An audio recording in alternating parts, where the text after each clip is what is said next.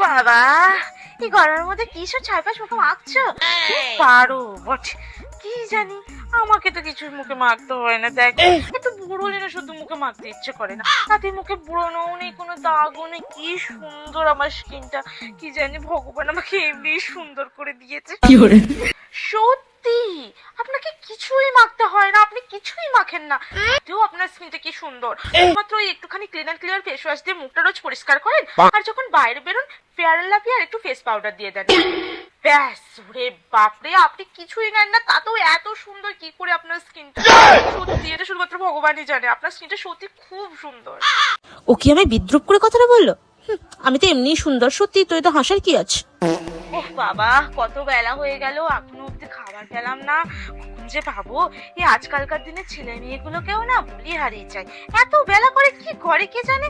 আমরা তো তখন এক হাত দিয়ে ছেলেকে খাইছি, এক হাত দিয়ে পুলেকে খাইছি, এক হাত দিয়ে ছেলে পুলের বাবাকে খাইছি, এক হাত দিয়ে ছেলে পুলের ঠাকুমা দাদুকে খাইয়েছি। তা তো আমাদের 1:30 থেকে 2টোর বেশি বাজেনি। আর এখন দেখো 2:10 বেজে গেল, আমাকে এখন খেতেই দিল না। করে কে জানে বাবা। আরে বাপরে, কি বলছেন? আমাদের বয়সে আপনার এতগুলো করে হাত ছিল? মা, এতগুলো করে হাত থাকলে তো যে কেউ যা খুশি করে ফেলতে পারবে। ভাগ্যিস ভগবান আপনাকে এই বয়সে মাত্র 2টো হাত রেখে বাকি হাতগুলো নিয়ে নিয়েছে, না হলে তো আমাকে কোনো কাজই করতে দিতেন না। আপনি তো সব কাজ করে নিতেন। ওটা অবশ্য ভালো দেখাতো না। যাই হোক, আমি এখন আমার এই 2টো হাত দিয়ে যা পারছি ওটা করে দিচ্ছি। আপনি বসুন বসুন, আমি আসছি আপনার ভাতটা নিয়ে। মেয়ের বিশাল কথা হয়েছে আজকাল, তো লম্বা চওড়া কথা শোনাচ্ছে। তারা আজকে বাবু আসুক, ছাতার এমন বলবো না, সব ঝাল বেরিয়ে যাবে।